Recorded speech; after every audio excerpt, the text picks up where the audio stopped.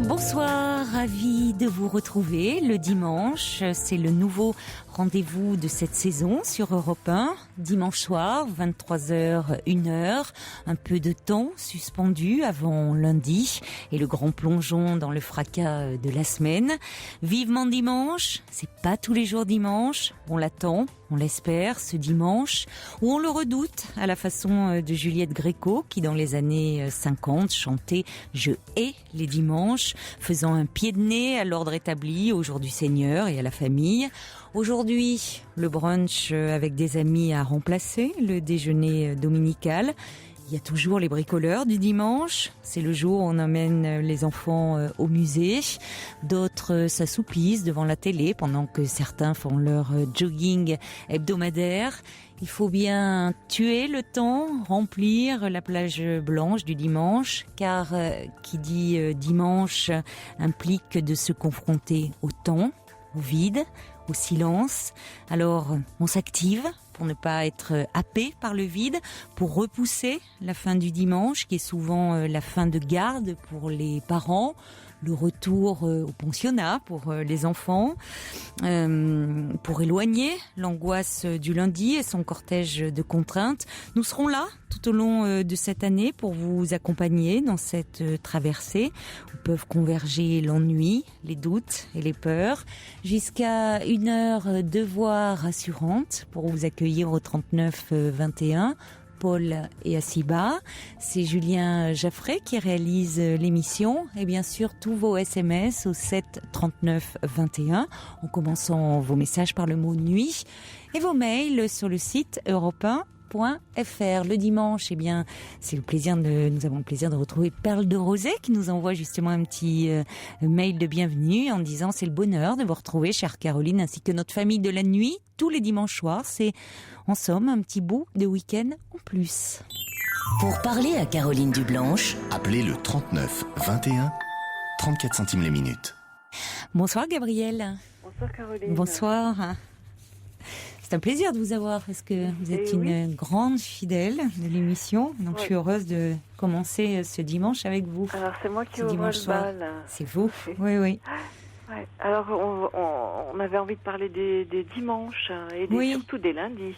Oui, j'avais envie de parler effectivement de ce que ça pouvait représenter pour chacun d'entre nous le dimanche. C'est d'ailleurs pour ça que la direction d'Europe 1 a décidé d'ouvrir l'antenne un dimanche soir parce que c'est un temps très particulier, un temps comme ça suspendu et particulièrement la fin du dimanche où on peut ressentir une angoisse, une boule au ventre, la semaine qui s'annonce.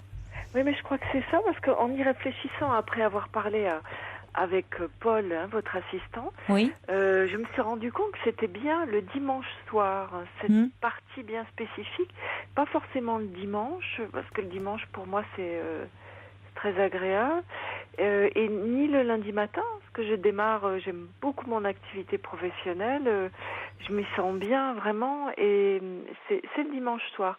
Et je me demande si ce n'est pas lié à ce que je vivais quand j'étais vraiment petite fille. Oui.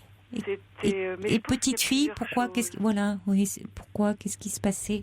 Je crois qu'il y avait une ambiance. Je vous parle d'un temps que les moins de 20 ans ne peuvent pas connaître. Parce que c'était... moi, j'ai plus de 50 ans, et à l'époque, c'était mon père qui mettait l'ambiance à la maison. Et c'était un homme très anxieux, très angoissé, qui avait de grosses responsabilités professionnelles. Et le dimanche soir, il était... ma mère disait, c'était un crin. Voilà.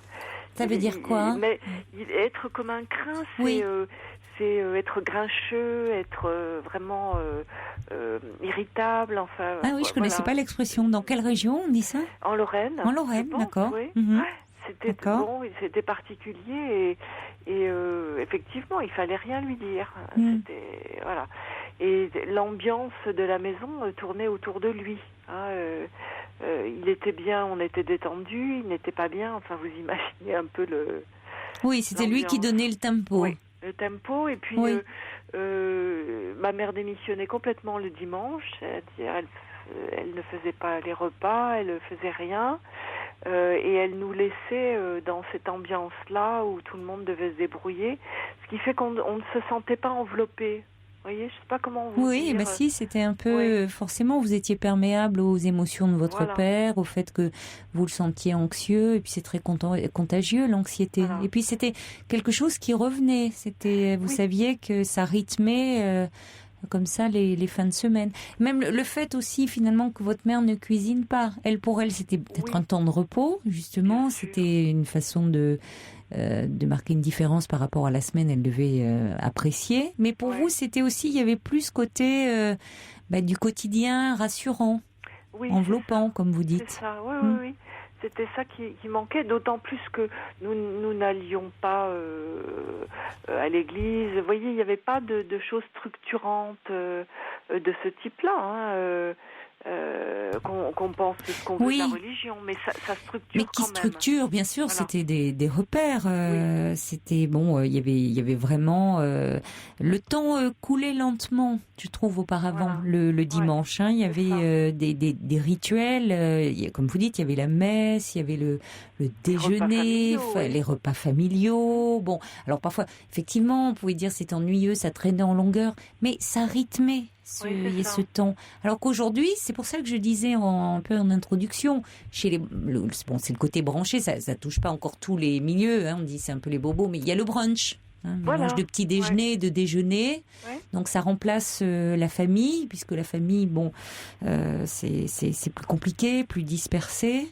Et puis c'est vrai qu'il y a un temps, on remplit de tas d'activités. Et d'ailleurs, il est même question, regardez le débat que ça suscite, d'ouvrir les magasins, les grandes surfaces le dimanche. C'est-à-dire qu'il faut plus s'ennuyer. Voilà, aussi. Là aussi, il faut pas être un peu se retrouver face à soi-même, face au temps qui passe, qui s'écoule lentement, face au vide, face au silence. Il y a moins de bruit. C'est pas des valeurs en hausse, ça. Oui, c'est différent. Et voyez, moi, quand j'étais petite, je me réfugiais souvent dans un monde intérieur. Enfin, et retourner dans les contraintes le lundi à l'école que je n'aimais pas parce qu'elle ne répondait pas à un besoin essentiel chez moi, c'est-à-dire que chez la maîtresse, je cherchais une maman. Oui. Voilà. Et forcément, j'étais déçue, bien sûr, puisque elles avaient cette fonction à la fois rassurante, mais en même temps, elles étaient mamans de 30 enfants, donc et plus on grandissait, moins c'était cette fonction-là. Oui, c'est maman. Dans les petites classes. Oui, d'ailleurs, les enfants les appellent maman. Souvent, on se trompe et bon. Et je pense qu'il y avait cette déception à chaque fois, et je me retrouvais pas dans l'école, même si elle assumait vraiment sa fonction. Je n'en doute pas, mais dans mes gouffres de petite fille, il y avait aussi ça qui n'était pas satisfait. Donc finalement, j'avais pas tout à fait ce qu'il me fallait à la maison, et à l'école, évidemment, ça ne répondait pas à mes attentes. Donc il y avait tout ça, certainement, dans l'ambiance du dimanche soir, et puis un peu la peur de l'inconnu aussi, qui est une peur un peu comme on a peur du loup. Ou du noir. C'est une rupture de rythme aussi, c'est ça. C'est-à-dire, ça peut être pas mal les ruptures de rythme, parce que au fond, on sort aussi de la contrainte, de ce temps comme ça, où finalement de la répétition. La répétition, ça peut être aussi une forme d'ennui, mais tout dépend. Ça peut être aussi insécurisant. Voilà, tout dépend comment c'est vécu. Et aujourd'hui, c'est-à-dire, est-ce que c'est quelque chose qui persiste? Oui. C'est ça persiste. Ça persiste, c'est ça. C'est pas, comme vous dites, vous êtes bien le lundi matin, vous êtes bien le dimanche dans la journée, mais c'est vraiment le dimanche soir. C'est ça, on porte son enfance en soi, quand même. C'est une angoisse sourde. Alors, j'en fais quelque chose maintenant, c'est-à-dire que où j'écris un peu, où je téléphone à une amie, où je communique avec des gens, où je prends un bain avec des bougies. Enfin, vous voyez, mais je fais quelque chose de la soirée parce que je sais qu'il faut que je transforme ça. Mais bon, en même temps, c'est aussi ce qui me relie à mon enfance. Donc cette angoisse-là, peut-être que je peux la transformer en un témoin aussi, que j'ai été cette petite fille-là, et je ne cherche pas à la gommer pour ça non plus. Oui. Au contraire, oui, c'est ça. Vous essayez de donner un peu du sens à tout ça, en parlant avec une amie, comme vous dites, ce bain avec une bougie. Enfin, il y a un côté très enveloppant aussi, voilà, quelque chose. C'est ça. Maintenant que mes parents ne sont plus là, ils sont morts tous les deux, j'essaye de me donner le bien-être en étant mon propre parent, voilà. Et puis alors maintenant, il y a la livre antenne le dimanche, donc ça c'est extra. Voilà, on sera là pour vous envelopper au cœur de la nuit, au creux de la nuit, comme ça. C'est ce que je disais, on va être là toute cette année. Donc, je sais qu'il y a d'autres, il y a d'autres personnes qui sont là. Ça m'arrive de communiquer quelquefois avec Chaudron de la Barque. Je sais qu'il sera là ce soir. Je fais toutes mes amitiés, tant mieux. Il y a des amis aussi. Oui, et alors ça me rassure parce que justement j'étais très heureuse de commencer avec vous et de parler avec vous. Moi aussi, vous voyez, j'ai besoin, on a besoin comme ça de nos petits rituels. Et le dimanche, alors l'émission elle a démarré un dimanche, c'est symbolique. C'est vrai qu'elle a démarré un dimanche soir, voyez. Vous vous en souvenez? Oui. Ah oui, bien sûr. D'accord. Ouais. Bon, mais donc et c'est vrai que là, ça me fait un peu un drôle d'effet de me retrouver également un dimanche. Et alors j'étais en plus devant un écran vide, il n'y avait pas de message comme ça. Je me disais c'est quand même étonnant qu'il soit pas là. Bon, et finalement le jeune homme qui réalise l'émission, Julien, est venu me régler tout ça avec quelques manips magiques. Et je vois que ils sont bien là. Il y a Poupi qui dit ça me fait du bien d'entendre une expression d'ailleurs telle que le crin. Alors il dit comme celui du cheval, quand vous disiez que votre mère disait de votre père qu'il avait le crin. Et moi je connaissais pas cette expression. Vous dites c'est une expression de crin, voilà, Donc oui, ça fait penser au crin du cheval, j'imagine. Oui, mais ils étaient cavaliers tous les deux d'ailleurs. Ah oui, d'accord. Oui. Alors il y a Brigitte qui dit qu'on préserve nos dimanches. Parfois trop vite, certes, mais qui sont comme une respiration vraiment nécessaire. Bien sûr. Alors, il y a Bombec, lui, qui dit « Oh là là, le dimanche, quand on est seul, c'est le pire jour à tuer. C'est anxiogène, horrible à vivre. Moi, je reste au lit, petit-déj toute la journée, car c'est doux et apaisant. » Et ce côté un peu de l'enfance. Et puis, il y a Tigron qui dit moi il y a de la lenteur dans le dimanche, je prends soin du jardin, des jets dans les arbres et des qui s'occupe, il cultive son jardin. C'est joli à tous les sens du terme. Il y a Nelly qui est là également, et puis Angie qui dit mon Dieu, vous êtes là le jour du Seigneur, que Saint Audimat vous accompagne, dit Angie. Il y a quelqu'un qui dit j'espère que Monsieur Carillon va intervenir, je l'adore, je suis non-voyante et le dimanche soir me rappelle quand je rentrais en pension et j'avais vraiment le cafard, même si je ne pleurais pas. Et puis il y a Mamie les Bellules aussi qui est ravie de retrouver l'émission le dimanche soir. Voilà. Vous voyez, vous n'êtes pas seule. Anne également, voilà. Non, on voilà, est tous autour de vous, voilà, exactement. Exactement, et j'espère qu'il y en aura comme ça plusieurs. Et puis, de temps en temps, nous recevrons des invités, je vous disais, autour d'un thème particulier, invités avec lesquels vous pourrez dialoguer, poser des questions comme vous le faites avec moi. Bon, tant mieux, Caroline. Voilà. Écoutez, j'ai été ravie, Gabrielle, de démarrer comme ça ce nouveau rendez-vous avec vous. Donc, je vous embrasse bien fort et puis je vous dis à très vite. À très bientôt. À bientôt, Gabrielle. Au revoir. Alors, des messages qui arrivent justement au 7 39 21. Anne qui me dit moi, l'insomniaque, je suis déjà moins angoissée par la nuit qui s'avance, en sachant que maintenant l'émission aura lieu les dimanches. Un petit clin d'œil aussi très amical à Marie, Margaret et Alain. Bonsoir Stéphane. Bonsoir Caroline. Et en plus on vous... Je crois que vous avez fait exprès, il me semble. Non, mais non, écoutez, en plus, je suis en train de rire parce que, non, je ne l'ai pas fait exprès. C'est parce que je sais pas combien de temps va durer forcément la conversation avec Gabriel. Il y avait il y avait de la pub, c'est rare qu'il y ait de la pub le soir. Et vous arrivez avec vos pendules à 30. Voilà, exactement. Donc, bon, voilà. D'ailleurs, entre parenthèses, je vous remercie d'avoir utilisé mon coucou comme jingle la dernière fois. Vous avez vu, hein? Ah oui, ça, c'est impeccable. Vous n'allez pas demander des droits? Oh non, non, non, peut-être que lui va en demander. Comment? Peut-être que lui va en demander. Peut-être, oui. C'est possible, hein. Oui. Oui, alors moi j'ai bien aimé le témoignage de Gabrielle. Oui. Parce qu'en fait, oui, je pense qu'à mon avis, on est tous gravés psychologiquement par son enfance. Et quand elle parlait d'anxiété autour d'elle le dimanche, chez moi, il y avait également de l'anxiété. Mais moi, c'était pas pour la même chose.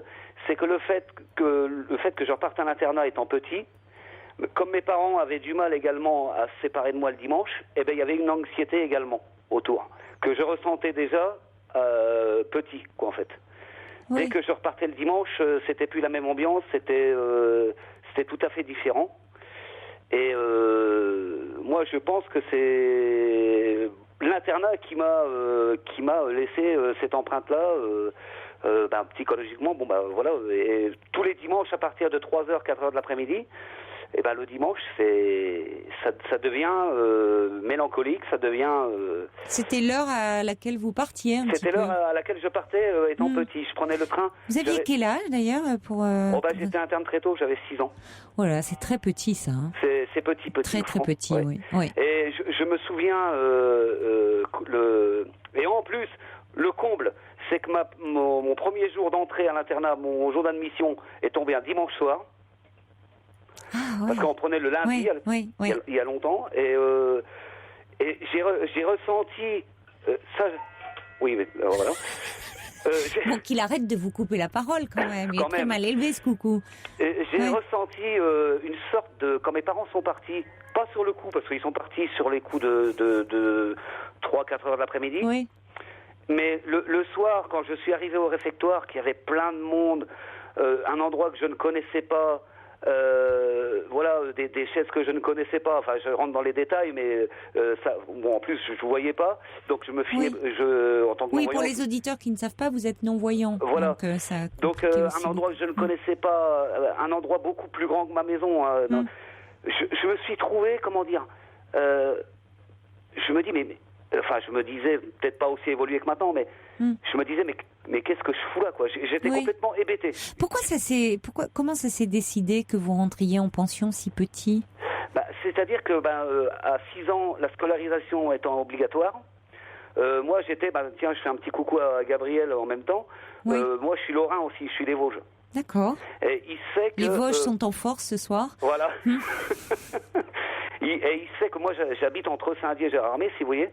Et comme je suis aveugle de naissance, il a fallu que mes parents aient affaire à une assistante sociale pour me trouver une école, parce que à 6 ans, si vous voulez, aveugle ou pas, il faut être scolarisé, c'est obligatoire. Bien sûr, oui. Et il y avait, les écoles spécialisées ne se trouvaient qu'à Nancy, Strasbourg, Thionville, mais plus tard. D'accord. Mais donc le plus près, ce qui était plus facile pour mes parents pour m'emmener en train, c'était Nancy. Mais ça faisait quand même 100 km et je rentrais toutes les semaines. Donc c'est pour ça qu'il a fallu Oui, je comprends. Oui, c'était... Oui. Et donc pourtant mes parents, quand j'étais en âge de comprendre, je devais avoir 5 ans, parce que l'assistante sociale leur avait dit, surtout expliquez-lui. Moi j'étais d'accord, on m'avait dit t'iras à l'école mais tu seras loin, tout ça, oui. En plus le dimanche que je suis rentré, j'étais content, j'ai pris le train et tout, c'était bien. Mais quand ils m'ont laissé, et le soir, parce que quand arrive le soir et que vous vous rendez compte, même à 6 ans, que vous vous rendez compte en fait que vous dormirez pas chez papa-maman, et ça fait comme un truc, quoi. Vous étiez dans un dortoir avec les autres enfants? Voilà, c'est ça. Ouais. Et même déjà quand vous vous retrouvez avec plein d'enfants au réfectoire, en train de manger, que vous ne mangerez pas chez papa-maman, je me suis senti, je me rappelle, et ça pourtant j'avais 6 ans, mais le souvenir que j'en ai, j'étais assis à table devant mon assiette, j'étais vulgairement comme un con. J'étais hébété, je me disais mais qu'est-ce que je fais là, quoi? Un sentiment d'abandon un peu, ça. Ouais, un peu. Oui. Je me disais mais même si vous saviez que c'était pas le cas, mais intérieurement, vous deviez vous sentir un grand vide, une grande solitude. Je me dis pourquoi on m'a laissé là? Ouais, mais c'est ça, oui. Ah oui, parce que bon, déjà comme vous dites, c'était compliqué de par le fait d'être non-voyant. Alors vous saviez que c'était aussi pour cela. Vos parents, heureusement vous avez expliqué. Ah, voilà, oui. C'est important. Ah oui, vous avez expliqué le pourquoi. Mais entre comprendre comme ça les choses intellectuellement et puis ressentir, comme vous dites, on le sent même quand vous en parlez encore. Le réfectoire, un dortoir, se retrouver, être séparé, dormir loin, c'est angoissant de dormir loin de ses parents quand on est petit. C'est gravé à vie. Je comprends. Oui. Et encore maintenant, vous voyez, j'expliquais à Paul tout à l'heure, comme quoi psychologiquement, c'est resté gravé. J'ai été manger chez un collègue dimanche dernier. Oui. C'est tout banal. Il m'a dit, tu viens manger à la maison? J'ai dit oui. Bon, il est venu me chercher vers 11h. Tout s'est bien passé. On a passé une super journée. On a pris l'apéritif, on a mangé, on a été marcher un peu, on a discuté. Et vers 3-4 heures de l'après-midi, je sentais que ça commençait à monter. Et à 6 heures, par correction, je me suis dit quand même, je vais partir. Je vais pas, surtout qu'il travaille le lendemain, je vais pas non plus. Je lui ai dit, écoute, si je vais peut-être y aller, moi, je dis parce que. Et honnêtement, Caroline, pas pour le repas, solide, mais j'aurais bien aimé qu'ils me disent, non, mais reste pour le soir, manger. Il l'a pas fait, mais c'est pas pour le repas que je voulais. Mais parce que quand il m'a ramené, qu'il m'a déposé devant le portail, je me suis retrouvé, voilà, c'était fini. Alors que pourtant j'avais passé une super soirée, mais une super journée, pardon. Oui. Mais c'était fini. C'était j'étais retourné à mon dimanche, à mon blues du dimanche soir, quoi. C'était fini. Je ressentais la même chose que quand mes parents me laissaient à l'internat et que c'était fini. Oui, vous êtes cet enfant qui se retrouve perdu, seul, abandonné, qui a un sentiment d'abandon, même si c'était pas le cas. Voilà, évidemment que vos parents ne vous abandonnaient pas, mais il y avait ce sentiment, vous étiez un enfon perdu à ce moment-là. Vous étiez perdu. Je pense que c'est un sentiment instinctif d'enfant, ça. C'est. Oui. C'est. On se dit, voilà, il y a rien, il y a plus rien. En plus, moi j'ai des frères et sœurs, on est 6 à la maison. Donc il n'y avait plus mes frères et sœurs, il y avait plus les endroits que je connais, il y avait plus ma chambre, il n'y avait plus les odeurs que je connais, il n'y avait plus rien. Rien. C'était... tous vos repères, vous perdiez tous vos repères, tout ce qui vous sécurise. Voilà, c'est ça. Mais bon, à part ça, c'est bon. Et alors aujourd'hui, c'est ça comment? Parce que vous dites, par exemple, cet ami, vous auriez pu lui dire de rester. Vous n'avez pas, Gabrielle, nous parler de rituels qu'elle instaure un peu pour être moins comme ça, envahi par un peu d'angoisse. Vous n'avez pas trouvé de choses pour parer un peu cette angoisse? Non, vous l'acceptez, vous... J'ai pas trouvé et c'est un peu vicieux comme truc parce que j'ai pas trouvé, mais peut-être que aussi. Sans le vouloir, comme elle disait, Gabrielle, cette angoisse-là, ça fait partie de notre enfance. Et peut-être que instinctivement, j'essaie de faire en sorte que ce soit un truc qui m'appartient. Enfin, c'est compliqué à expliquer. Comme c'est un truc qui m'appartient, comment dire,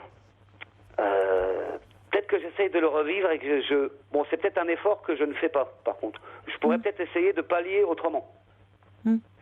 Au lieu d'avoir toujours ce rythme ce blues qui arrive, il faudrait peut-être aussi de ma part que je fasse en sorte de pallier à oui, ce cafard. Peut-être, effectivement, plutôt que d'être dans quelque chose, puisque vous savez que c'est quelque chose qui va se produire. Donc, alors, pas systématiquement, ou d'accepter de le traverser, enfin, je sais pas, mais peut-être à ce moment-là, quand vous sentez vers 15h, 16h, trouver quelque chose qui accompagne, qui vous rassure, qui vous sécurise. Peut-être qu'il y a des rituels, vous voyez, des choses qui pourraient un peu vous aider à passer ce cap. Oui, c'est certain. Mais c'est vrai que c'est quelque chose qui me prend tellement quand ça monte que. Mais c'est de l'angoisse. J'ai pas le courage de faire grand chose. Oui. C'est une espèce d'angoisse. Et quand ça monte, c'est vrai que je vous dirais honnêtement que j'ai pas le courage de lutter contre ça, quoi. Parce qu'il y a tous des trucs qui reviennent de mon enfance. Oui, je comprends. Et ça monte et oui, vous êtes débordé. Ouais, voilà, c'est ça. Il y a Angie qui vous comprend bien parce qu'elle dit, je suis comme Stéphane, internat dès 6 ans, souvenir douloureux du réfectoire du dimanche soir. C'est tôt. C'est vrai que aujourd'hui, quand je parlais du pensionnat, c'est très différent parce que je parlais pas aujourd'hui parce qu'aujourd'hui, on sait que la plupart des jeunes, et c'est pas des petits enfants, hein, c'est plutôt des jeunes gens, des adolescents qui demandent même à aller au pensionnat. C'est pas vécu comme une punition parce qu'il y avait ça aussi à un moment, une époque. Hein. Ça pouvait être le pensionnat punition ou s'il y avait des mauvaises notes, un mauvais bulletin et autres, je te fiche en pension. Ouais, bon. C'est ça, alors vous, évidemment, c'était pas comme ça. Hein, puisque vous avez bien expliqué, c'était pour aller dans une école qui était spécialisée. Mais il n'empêche que ça a été très douloureux et pour vous. Bon, parce que vous perdiez tous vos repères. Voilà. Mais c'est vrai que à ce moment-là, c'est vrai que des enfants 6 ans en pension, c'est très petit. Quoi. À 6 ans, c'est trop petit. On a besoin d'un cadre quand même qui rassure, qui sécurise. Surtout que ça veut dire qu'il y a eu une coupure. Il y a des enfants qui n'ont jamais vécu au sein d'une cellule familiale parce qu'ils ont vécu dans des collectivités parce qu'ils ont été placés, enfin ou dans c'est pas des familles, dans des foyers, c'est différent. Ils ont connu ça. Voilà. Mais quand on a sa cellule familiale et qu'on est coupé comme ça fait une séparation, une rupture trop brutale, qui laisse des traces. Ça laisse des traces. Profondes, c'est pour ça on dit, c'est vrai d'ailleurs, je parle sous votre contrôle. Les psychologues disent souvent que l'enfance est très importante pour le développement psychologique. C'est déterminant. Et ça, c'est... La personnalité se construit, là. Ah oui. Et honnêtement, 6 ans, c'est trop petit. Moi, je sais que... Ça, bien sûr. Heureusement, d'ailleurs, surtout qu'à l'époque, les enfants en pension. À l'époque, moi, c'était dans les années 70. Je pense que maintenant, il y aurait plus d'encadrement, genre psychologie infantile, etc. Maintenant, mais à mon époque, ça n'existe pas. Il y avait une psychologue générale qui était là. Et qui faisait son travail, hein, bien sûr. Oui. Mais bon, c'était pas aussi poussé que ce serait maintenant. Je comprends. Oui. Il y a quelqu'un qui envoie un SMS qui dit, moi, mes dimanches sont mélancoliques, car dans mon enfance, c'était déjà comme cela. Mais quand j'ai mes enfants, ça va beaucoup mieux, dit cet auditeur ou cette auditrice. Voilà. Il y a Ours Miel qui dit, Aldebert résume tout ça dans sa chanson Dis-moi dimanche. Il dit, peut-être est-elle programmée ce soir. Non, mais alors j'aimerais bien qu'on la programme un dimanche, parce que c'est vrai que c'est... Ça serait intéressant. Oui, vraiment, ça serait pas mal, hein, vraiment. En tout cas, Mais ça a été un plaisir de discuter avec vous. Il y a Marine qui dit allez vive la Lorraine et bravo à l'homme des coucous. Voilà. Marine qui embrasse tous les Lorrains et les Lorraines. Je l'embrasse aussi. On vous accompagne maintenant, hein, donc on sera pas là dès 15h, mais sachez que à 23h on sera là, donc en cas de petits coups de blues, n'hésitez pas à nous appeler. Je vous écouterai. Malheureusement, là ce soir, Caroline, je vais vous faire une petite infidélité, parce que comme demain je me lève pour travailler à 6h, je pense qu'au lieu d'écouter jusqu'à 1h, j'écouterai seulement jusqu'à minuit. Vous êtes tout pardonné. Attendez, c'est déjà beaucoup, hein. Franchement, 6 heures de sommeil, allez-y, oui, mais bien sûr. Mais vous n'avez pas besoin de mots d'excuses. Vous pouvez aller faire un immense dodo dès maintenant. Voilà, mais j'aime beaucoup ce que vous faites. Et je vous écouterai tous les dimanches. Merci. Et je salue aussi tous les auditeurs, ceux qui m'ont déjà entendu. Et puis, je leur souhaite également une bonne continuation. Pour ceux qui ont le blues du dimanche comme moi, écoutez Caroline Dublanche tous les dimanches soirs et tous les jours de la semaine d'ailleurs. Merci beaucoup pour cette pub. Je vous embrasse, au revoir Stéphane. Je vous fais votre pub, mais vous m'envoyez un jingle de mon coucou alors. Alors attendez, c'est pas Fifi qui est là ce soir, je sais pas, il est pas... On le refera. Donc c'est Julien, le pauvre, il stresse, il regarde, il sait pas où il est enregistré. Non, on va lui laisser, c'est sa première soirée. Fifi, vous l'aurez fait parce qu'il sait où il a rangé tout ça. Mais là, on ne sait pas où le coucou est rangé. Donc on va le laisser dans sa petite boîte et Fifi, vous le ressortirez. Pas, quand il n'aura pas à bouffer pendant une semaine, il se montrera pour aller chercher du grain. Ils sont tous pareils, hein, très ingrats. À bientôt Stéphane. À bientôt, bonne Caroline. nuit, au revoir.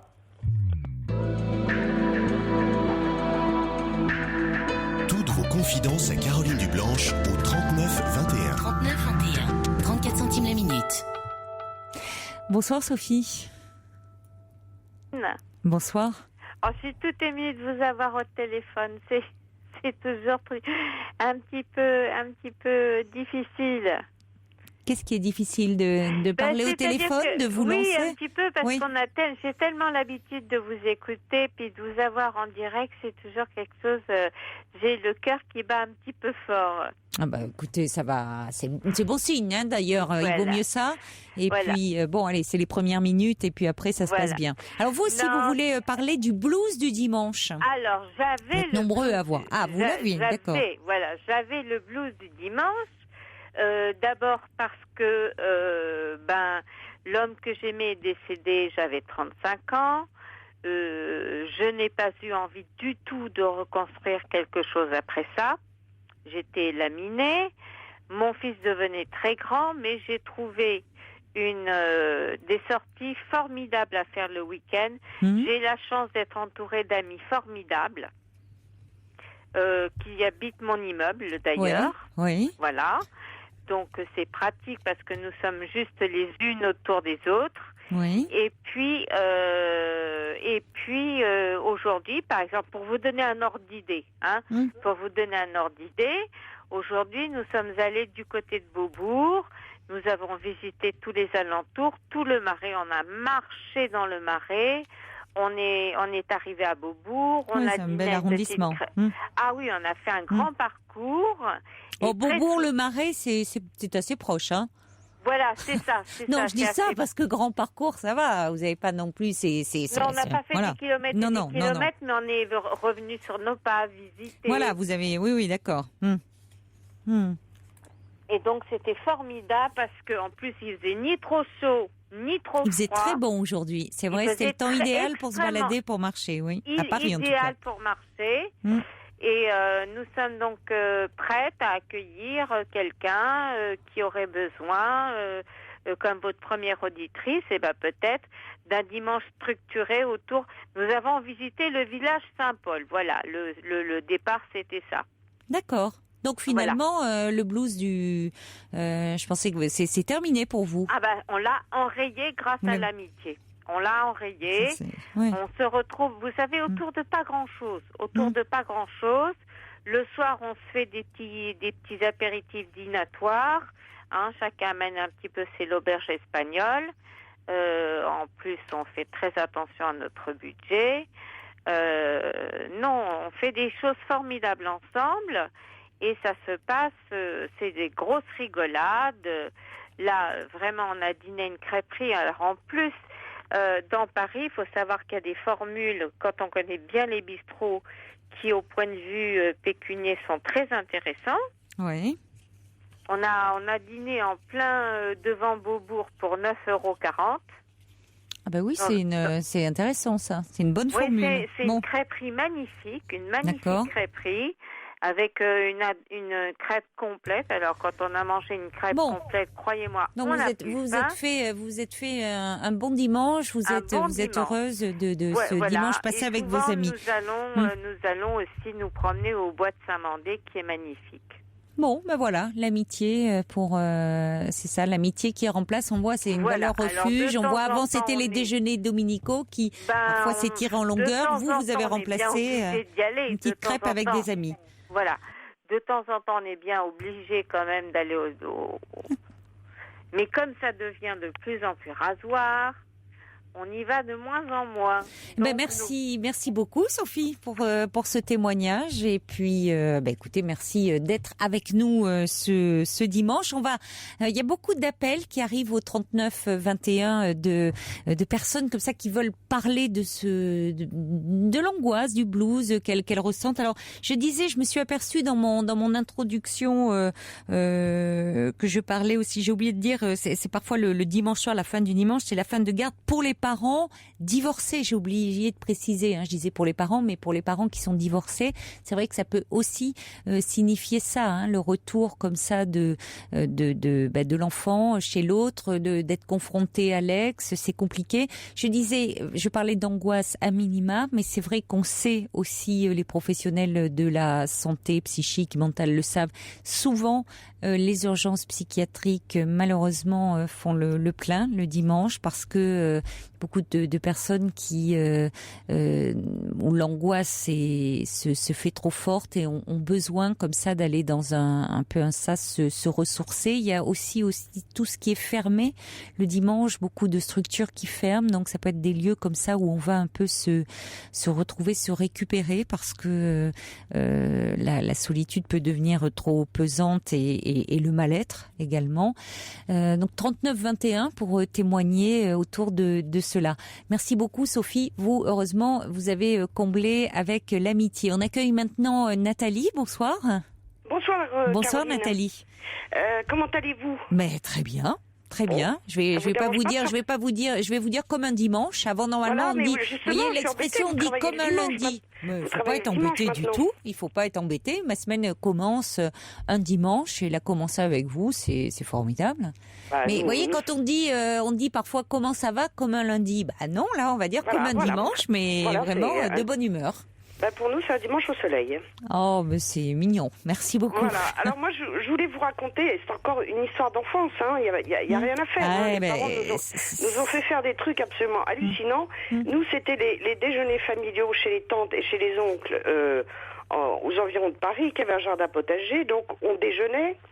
Et ensuite, on finissait les restes, bien entendu. Et on repartait à 23h dans les encombrements absolument épouvantables. Oui. On mettait 3 heures pour revenir chargé à bloc de légumes divers, de fleurs. On avait 5 étages à monter, il fallait trouver de la place. Sympa, oui. On redescendait les 5 étages. Moi, j'avais pas fini mes devoirs. Et puis après, ça a été la résidence secondaire où ma mère faisait des déménagements réguliers. On avait des meubles. Avec mon frère, on avait les genoux jusqu'au menton. Et ça m'a tellement marqué que même à 53 ans, quand je vais chez des amis, je rentre à 5 heures à la maison. Alors que je suis en pleine campagne. Tellement et alors surtout qu'ils vous donnent pas de légumes, de fleurs à ramener, j'imagine. Non. Ça, c'est le pire truc qu'on puisse vous faire. Voilà, et j'ai dit hop, je m'en vais. Alors je passe pour la psychorigide, pour tout ce que vous voulez, mais ça m'a marqué d'une manière, mais absolument tétanisante. Tétanisante, parce que c'était... Donc vous voulez surtout pas sortir le dimanche soir, quoi. Ah non, jamais. Oui. Jamais. Jamais. Ça, le dimanche, pour moi, c'est sacré, quitte à ne rien faire et sans je suis pas plus malheureuse que l'autre. Mais le dimanche, pour moi, c'est sacré et je ne bouge pas. De peur évidemment, les parents s'engueulaient au volant. Enfin, c'était absolument...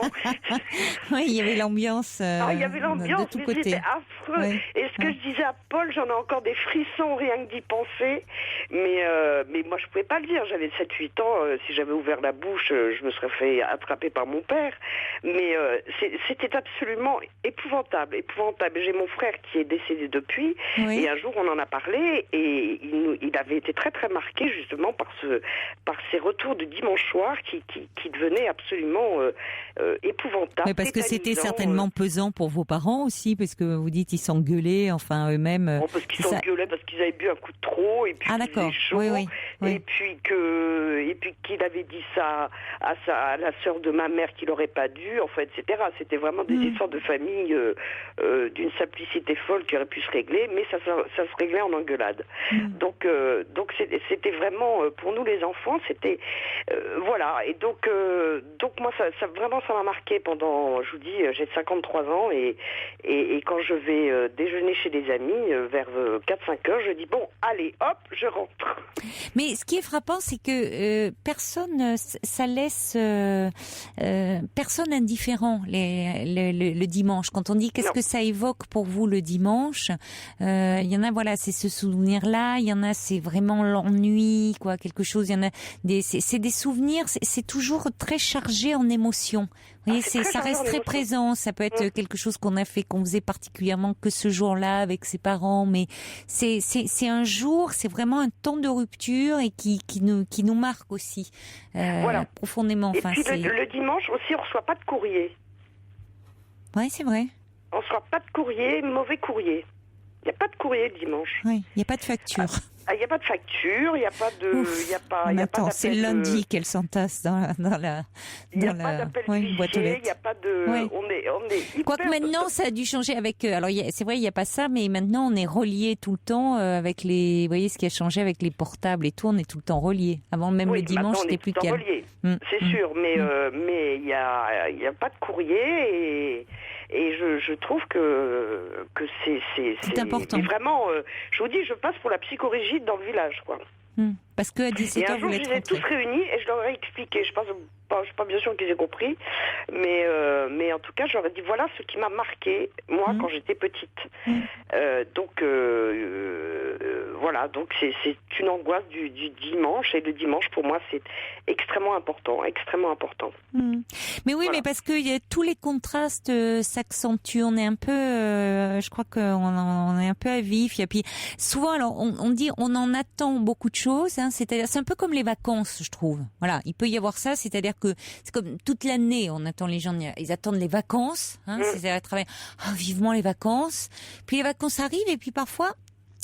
On peut être un peu déçu, parce qu'elles ne correspondaient pas vraiment à ce qu'on avait imaginé. On avait projeté tellement de choses sur ces fameuses vacances. Alors, ça passe trop vite, ça passe toujours trop vite les bonnes choses. Ou finalement, c'était pas tel qu'on les avait rêvées, imaginées. Le dimanche, c'est un peu un condensé de tout ça. C'est parfois la semaine se passe, on se dit vivement dimanche, vivement le week-end que je me pose, que je puisse enfin faire ça. Et puis bon, hop, le dimanche est passé et il y a de la déception au bout. C'est toujours il y a des déceptions, puis ça passe très très vite en fait. Oui, ça passe très vite. Oui. Ça passe très vite. Le vendredi, on se dit ça y est, on est en week-end et paf, et on est déjà au boulot le lundi, etc. Et donc, mais moi je vous dis, c'est vraiment des souvenirs d'enfance. Et une fois de plus, ce que je disais à Paul, c'est que les parents savent pas très très bien. Comprennent pas tout ça, ils comprennent pas. Moi, j'ai pas fait faire ça à mes enfants en tout cas.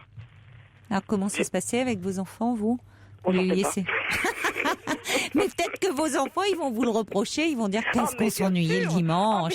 Le dimanche, c'était morne-plaie, on faisait rien. Maman, on en a qu'est-ce qu'on s'ennuyait les dimanches devant la télé, mais tu pouvais pas nous trouver avec le nombre de choses qu'il y a à faire, non. Oui, donc oui, oh, je sais. Comme quoi c'est difficile, voilà. Ils vont venir, ça au moins il y a une chose de sûre. Je m'y attends. Vraiment. Mais je leur expliquerai ce pourquoi.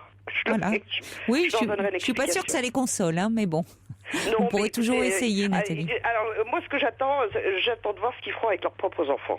Et voilà, ils feront un mix. À ce moment-là, on pourra comparer. Un mix des deux, peut-être.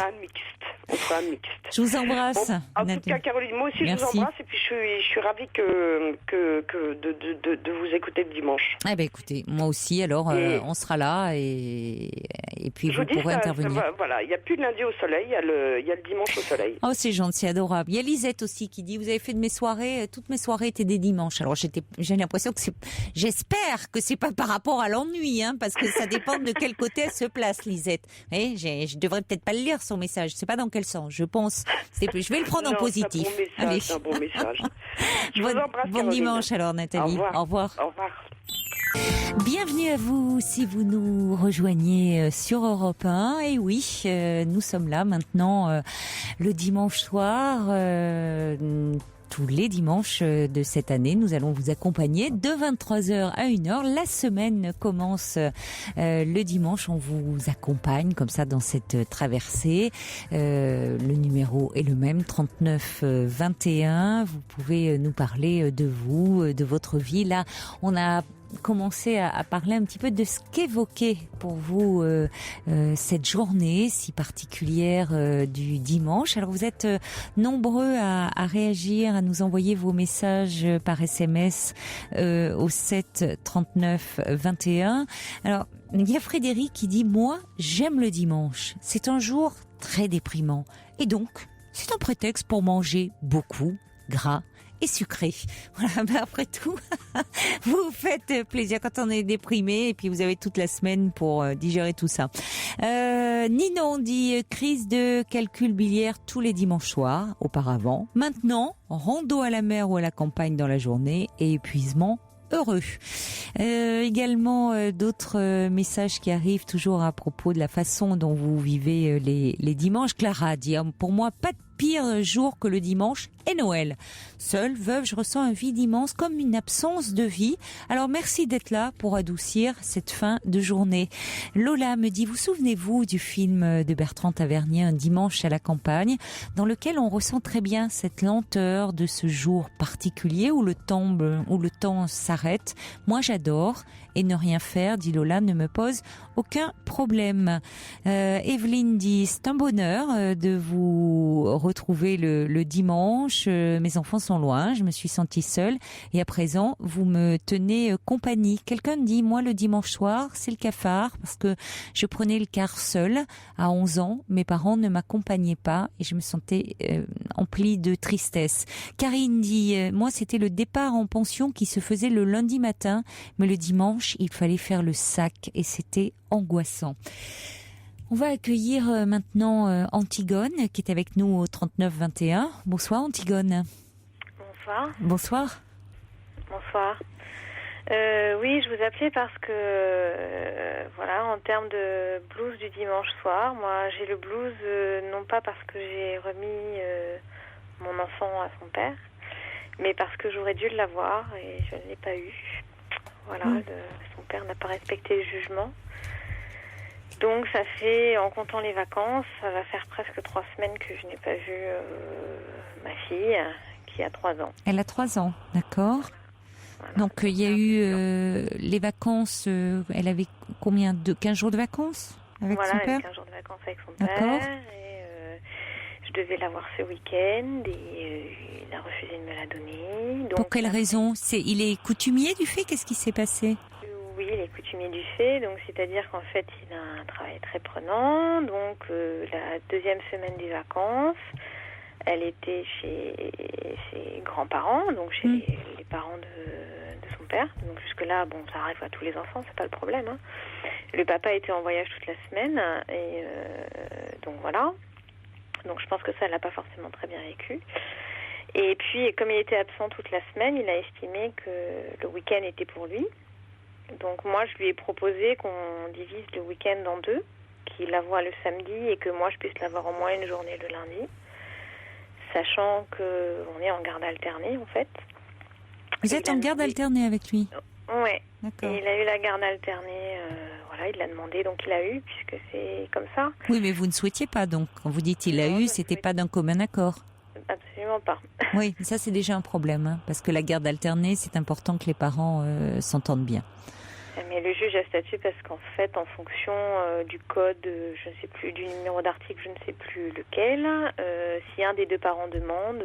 oui, bien sûr, mais dans les faits, on sait bien que c'est compliqué si les parents sont pas d'accord, s'il y a des conflits, s'il y a des choses. Bon, et on le voit bien, vous voyez, là, finalement, vous êtes dans ce cadre-là.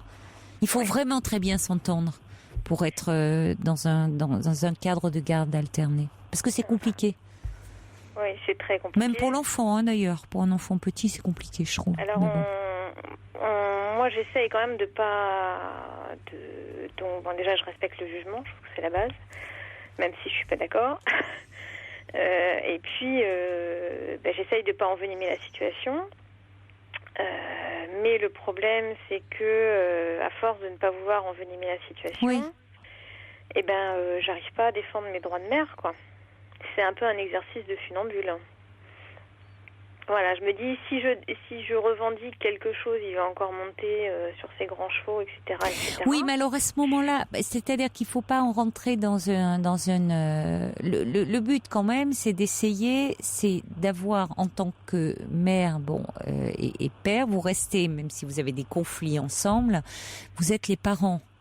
Voilà. Donc vous avez des responsabilités, parce que vous avez certes des droits, mais je dirais surtout des responsabilités par rapport à vos enfants, à votre enfant. C'est comme ça que je le vois. Voilà. Moi, personnellement. Donc c'est peut-être sous cet angle-là qu'il faut lui présenter les choses, de façon à ce que ça ne soit pas un conflit ou un enjeu entre vous deux. D'accord. Pour que l'enfant ne devienne pas un enjeu de pouvoir, un moyen de pression, un moyen de faire souffrir ou bon. C'est-à-dire que, vous voyez, c'est pour ça que volontairement, je dis l'évoquer en termes de responsabilité par rapport à l'enfant, C'est-à-dire que pour l'enfant, c'est important, surtout quand l'enfant est petit, il s'y retrouve d'autant mieux qu'il y a des repères. C'est 2 dodos, 3 dodos chez papa, 3 dodos chez maman, enfin, que ça soit bien régulier, qu'il y ait une régularité. C'est important, la régularité chez un petit enfant, c'est rassurant, c'est sécurisant. C'est-à-dire c'est là où vous mettez en avant le bien-être de l'enfant, plutôt que des droits. Oui, mais c'est ma bataille depuis 1 an et demi, si vous voulez, depuis que c'est en place, quoi. Oui, mais ça, vous pouvez vous faire aider à ce moment-là, peut-être par le juge qui, après tout, a accordé le droit de garde. Ça suppose aussi que ça soit pas selon le bon désir de l'un ou de l'autre. Oui, mais alors après, c'est... Mais qu'est-ce qui se passe au juge? Parce que là, j'ai pas bien compris. C'est-à-dire que il aurait dû, il y a 1 semaine, parce que ça se passe comment? Le jugement a décidé dans quel sens, garde alternée? Alors, ça se fait à quel rythme? Parce qu'elle avait, oui, c'est ce que je crois elle avait comprendre. même pas 2 ans. Elle avait même pas 2 ans oui, c'est petit, quand c'est mis en place. Donc c'est 2 jours, 2 jours, 3 jours, 2 jours, avec changement selon les semaines paires et les semaines impaires. Voilà. Donc, je trouve ça fou pour les enfants, moi, mais bon. Je trouve qu'un adulte s'y retrouverait pas, donc je vois pas comment un petit peut s'y retrouver, mais bon. Voilà. Donc voilà, donc là, elle va rentrer à l'école. Donc c'est aussi pour ça que j'ai pas voulu non plus monter dans les tours avant la rentrée. Oui, vous avez bien fait. Un climat conflictuel pour que ce soit... Voilà. Vous avez bien fait. Donc voilà. Bon, j'ai quand même exigé de la voir ce week-end. Donc j'ai pu la voir 2 heures quand même, je l'ai retrouvée avec son père, j'ai pu la voir 2 heures, on a pu se voir, se parler, se faire des bisous, etc. Quand même. Et puis voilà, mais je suis pas allée plus loin, mais j'ai quand même exigé de la voir quand même. Oui, voilà. J'ai rien dit au papa devant elle, voilà. Alors. Oui, vous prenez sur vous. Ah bah oui. Mais devant votre fille, c'est bien, mais après c'est avec lui qu'il faudrait voir en disant bon. C'est important qu'il y ait une régularité. Pourquoi si ça peut arriver ponctuellement, comme ça pourrait vous arriver, qu'il y ait un moment, bon, quelque chose, ça peut pas se faire, on décale, voilà. Mais est-ce que est-ce qu'il est coutumier du fait? C'est ça, vous me dites oui. C'est ça qui est embêtant. Oui. Allô? Oui, je vous entends. Oui, il est coutumier du fait. Donc là, par exemple, comme il est très pris et qu'il part souvent en voyage d'affaires, etc., parce qu'il est cadre, chose que j'avais quand même évoquée par rapport à la garde alternée, qui n'a pas été entendue par le juge, si vous voulez, à peu près tous les 3 mois, il me demande de la garder. Donc au débeauté, voilà, parce que lui part. Donc ça change le rythme. Donc moi, évidemment, j'accepte. C'est normal. Oui. Évidemment. Mais si vous voulez, ça marche que dans ce sens-là. Oui, mais ça, il faut lui pointer. Dire, moi, évidemment, quand tu as par rapport à tes contraintes professionnelles, il faut lui dire que par rapport à ces contraintes professionnelles, vous êtes là, vous vous arrangez. Parce que de toute façon, toujours pareil, vous sentez, c'est votre fille et que vous faites en sorte que tout soit le mieux pour elle, parce que c'est ça, c'est-à-dire que vous êtes ses parents et elle est en plus toute petite et elle a besoin que vous continuiez à offrir quand même cette, même s'il y a eu séparation, ce qui est déjà difficile, qui est quand même une continuité, c'est-à-dire que vous êtes là pour assumer vos responsabilités en tant que parents. Bon, mais du coup, il faut qu'il y ait une certaine souplesse aussi de la souplesse dont vous faites preuve. Elle doit pas être à sens unique. Et en tout cas, il y a des engagements. C'est pas quand je veux. Il y a des engagements. Alors, l'un vis-à-vis de l'autre et surtout par rapport à votre fille. Donc, dans le quand je veux, par exemple, moi, je suis disponible tous les mercredis. Donc, lui, non, bien sûr. Donc, j'ai demandé à la voir tous les mercredis. Voilà, elle a gardé toute la journée quand c'est son mercredi à lui. Il a refusé, on a eu une médiation familiale pendant 9 mois, qui n'a abouti à rien. Et donc, la juge a donné un mercredi par mois. Oui. Donc, voilà, à charge au père de me prévenir. Mais le père décide que quand c'est les petites vacances, c'est non. Vous voyez, c'est que des choses comme ça. Oui, mais alors à ce moment-là, à un moment, il faut peut-être dire c'est pas possible, parce que finalement, si au final c'est un droit de garde alterné, mais que c'est lui qui décide du rythme. Déjà, moi, honnêtement, j'y comprends rien au rythme que vous avez, donc je me demande comment un enfant peut se retrouver là-dedans. Mais bon. Enfin, c'est pas à l'un de décider entièrement, parce que ce faisant, il décide aussi de votre vie. Mais c'est bien. Alors... C'est-à-dire, c'est ça le problème. C'est-à-dire que, bon, là, jusqu'à présent, je me tenais aux responsabilités que vous aviez en tant que parent, je dis l'un et l'autre, vis-à-vis de votre fille, mais aussi en agissant de la sorte, quand l'un des deux parents finalement n'accepte pas le cadre qui a été imposé, défini avec le juge, et parce que finalement il souhaitait le droit de garde alterné. C'est lui qui l'a demandé en plus au départ. Si c'était compliqué, bon, il aurait pu dire non, je m'en tiens à des week-ends et un mercredi. Bon, il a demandé. Donc là, ce faisant, quand il dit oh ben non, finalement je l'amène là ou je la ramène là, puis je la garde une semaine de plus, et puis il décide aussi. Pas seulement par rapport à votre fille, mais par rapport à votre vie à vous. C'est-à-dire que vous devez vous organiser, vous.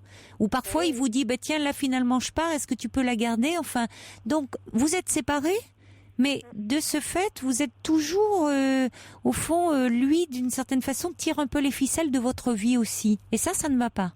C'est-à-dire que, bien sûr, vous êtes toujours liés, de fait, parce que vous resterez, quoi qu'il en soit, et que l'un ou l'autre vous refassiez votre vie, les parents de cette petite fille. Pour autant, tout ce qui est de votre vie après, ça doit pas non plus empiéter, voyez. Or là, ce faisant, quand il y en a un qui commence à déroger au cadre, il empiète aussi sur la vie de l'autre. Alors moi, c'est aussi un petit peu comme ça que je le ressens, mais avec beaucoup de culpabilité. Pourquoi ? Par rapport à Rose. Donnez pas de prénom, mais je vois pas pourquoi. Parce que il y a la distinction entre le fait que, je vous dis, les parents, et le fait que vous êtes séparés de son père, et donc il n'a plus à disposer de votre temps quand il ne s'agit pas du temps de votre fille. C'est-à-dire qu'il y a un cadre qui a été défini, vous l'avez tel ou tel jour, c'est pas à lui de décider de votre emploi du temps. Voyez ? Donc il n'y a pas de culpabilité à avoir. Après, bien sûr qu'il peut y avoir une certaine souplesse. Quand on s'entend bien, et que l'exemple que vous citiez, quand il part, vous n'allez pas dire ah ben non, moi j'en veux pas, c'est pas mon jour, parce qu'en plus c'est votre petite fille, vous l'aimez, et bon voilà, c'est bon. Et mais il n'y a pas de culpabilité à avoir, c'est-à-dire que vous êtes encore une fois sur le plan conjugal, vous êtes séparés. Ah bah oui. Oui. Alors après, par rapport en termes de ça je l'ai bien intégré, puisque c'est moi qui ai décidé de la séparation. Ça, j'entends bien aussi. Ça compte peut-être, ça. Ça compte peut-être. C'est-à-dire que lui n'était pas demandeur. Donc, vous voyez, c'est peut-être une façon aussi de garder un lien sur vous. Il y en a toujours un dans une séparation qui, on dit, même si c'est parfois d'un commun accord, c'est rare. Il y en a toujours un qui est plus actif que l'autre dans la demande. Là, vous dites, c'est vous qui l'avez demandé. Alors peut-être du coup la culpabilité aussi. C'est-à-dire que vous vous dites, si on se retrouve dans cette situation, si votre petite fille se retrouve partagée entre vous deux, c'est parce que vous avez demandé ça. Bon, oui, mais si vous l'avez demandé, vous aviez aussi vos raisons. Que voulez-vous ? Oui, maintenant, il faut aménager au mieux ce temps. Et ça ne veut pas dire non plus tout accepter. Voyez ? Voilà, donc en termes de responsabilité de parent, donc ça fait plusieurs fois qu'elle me réclame. Mais il faut surtout, si vous voulez, il faut surtout lui expliquer, il faut surtout dire, plutôt que de, voyez, quand on commence à rentrer dans ces, oui, mais j'ai le droit de, là, hormis si l'autre vraiment respecte pas, c'est-à-dire que il respecte plus aucun droit de visite, il respecte, bon, là, ça ne va pas du tout. Mais en général, bon, même s'il y a des tensions, même les parents aiment leur enfant, les deux, et donc à un moment, c'est ce que font les juges, d'ailleurs, les médiateurs, leur rappeler que quand ils se déchirent un peu autour de la garde de l'enfant, en premier lieu, c'est l'enfant qu'ils font souffrir. Alors là, vous n'en êtes pas là, heureusement. C'est pas à vous déchirer. Mais comme le dit Brigitte, c'est dire à votre ex-conjoint qu'il est temps de penser aux besoins de votre fille, donc ce qui suppose de la clarté et de la régularité pour sa garde. D'autant plus qu'elle est petite et que les petits-enfants ont vraiment besoin d'une régularité. C'est très sécurisant pour eux. Elle serait plus grande, vous voyez, ça serait déjà un enfant même de 7-8 ans. 10 ans, c'est différent. Mais un petit enfant comme ça, 3 ans, elle avait 2 ans quand vous êtes séparés, enfin, c'est très petit. Donc il faut vraiment... tant de dodo chez papa, tant de dodo chez maman, c'est important, c'est rassurant. Bah oui, je sais, oui. Voilà, mais je pense que ça, il peut être accessible à ça. Je vais lui présenter ça comme ça, oui. Essayez quand même, hein. Oui. Oui. C'est que vous n'en faites pas une affaire personnelle, même si aussi, bon, il est important qu'il respecte votre cadre de vie et votre vie à vous, maintenant que vous êtes séparés, mais présentez-le d'abord dans un premier temps par rapport au bien-être, à la qualité de vie de votre fille et qu'elle en a besoin. Vous pouvez dire que vous en avez parlé à quelqu'un, voyez, enfin, qu'on vous a conseillé ça, que c'est important. Je pense qu'il peut être accessible parce qu'il aime sa fille, tout comme vous. Oui, non, ça je ne doute pas. Oui, bon. Bon courage. D'accord, merci. Bon courage, Antigone, au revoir. Merci, au revoir. Des SMS qui arrivent au 7 39 21, toujours à propos des dimanches et de la façon dont vous les vivez. Clara qui dit, moi je suis très angoissée le dimanche et les veilles de rentrée scolaire de mes enfants. Alors en plus, oui, ça se conjugue, Clara, vous avez raison, puisque c'est la rentrée mardi. Elle dit, parce que je suis restée à l'internat du CP au bac, le dimanche soir je quittais ma famille et ça m'a marqué. Dominique de Bordeaux dit, pour moi le dimanche c'est détente et sport, de la marche, de la natation, du vélo. Donc pas de place pour la déprime. Et puis quelqu'un dit aussi, contrairement à beaucoup de gens, j'ai un beau souvenir de mes dimanches enfants. Une semaine sur 2, on allait chez ma grand-mère. Et l'autre dimanche, ma mère m'a mené déjeuner le midi dans une brasserie. Et après, on allait au cinéma. Et encore aujourd'hui, je la remercie pour ces dimanches. Voilà, ça peut être aussi une fête, un rituel comme ça, puisque apparemment cet auditeur ou cette auditrice en garde lui un très beau souvenir. Bonsoir Catherine. Bonsoir. Bonsoir. C'est à moi que vous parlez ? Oui, c'est à vous Catherine. Bon, écoutez, je suis ravie de vous entendre. J'aurais pas cru que je vous appellerais. Et figurez-vous que pour les dimanches, c'était pas le sujet de mon appel, mais on peut parler. Oui. J'ai été pensionnaire. J'étais pas. Enfin, j'avais 12 ans. Ça a duré 4 ans. Ça s'est dissipé. J'ai de bons souvenirs, mais les bons souvenirs, c'est quand on en est sorti de la pension. D'accord, ça dit beaucoup de choses, oui. Donc voilà, alors d'autre part, merci de l'accueil de Paul. Et, merci pour lui. Avant de rentrer dans le vif du sujet, je tiens à ce que vous sachiez que vous avez 4 groupies chez moi. Bon. Ah oui. Et je peux citer le nom de mes enfants parce qu'il s'agit d'Obélix, Rhapsody, Samba et Vivace, qui sont des chats, voilà. Ah, écoutez, je suis une grande amie des bêtes à tout poil, à plumes, à tout ce que vous voulez, voyez. Donc, vous leur faites toutes mes amitiés et de belles caresses surtout. Je peux me permettre de caresser mes auditeurs dans le sens du poil quand même de temps en temps. Hein oui, parce que ce sont des groupies. Et encore, nous avons perdu la reine-mère qui s'appelait Joy. Elle avait 17 ans et demi. Bon. Donc voilà. Alors moi, je vous écoute depuis longtemps. Je vous apprécie. Je vous trouve d'une finesse, d'un humour et tout ça. Alors vraiment, je prends mon pied. Et figurez-vous qu'il m'est arrivé une chose insolite cette semaine. Et je ne voudrais pas mourir idiote, donc je fais appel à vous. Oui. C'est-à-dire que présentement, j'ai 3 fois 20 ans, mais jeudi, je vais avoir 16 dans le désordre.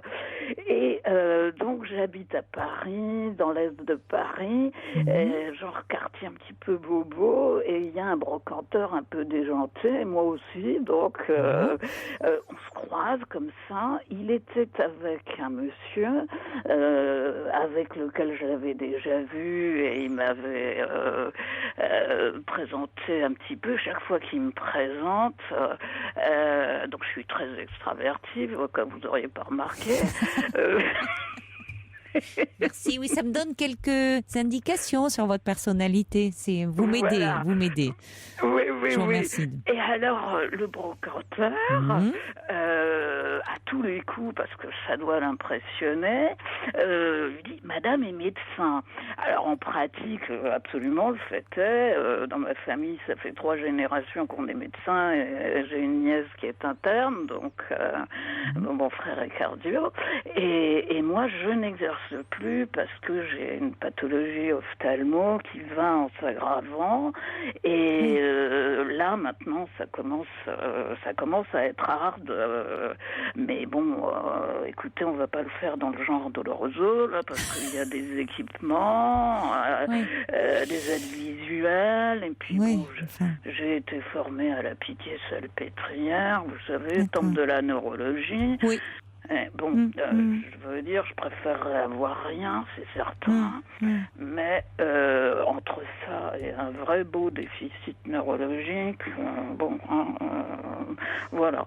Donc, et puis en plus, je veux pas le faire, je vais pas projeter mes ennuis sur les autres parce que tout le monde a les siens et je veux pas, je veux pas. Et donc, très bien. Et donc la conversation s'engage sur le mode, vous voyez, avec l'antiquaire là.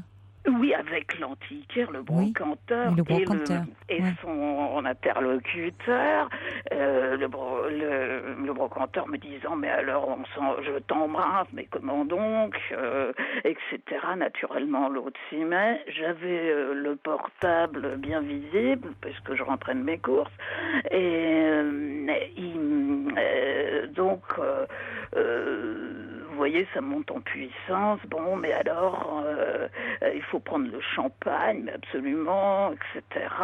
Et je lui dis, mais avec grand plaisir, très bien. Et puis moi, je dis, oui, mais pourquoi pas?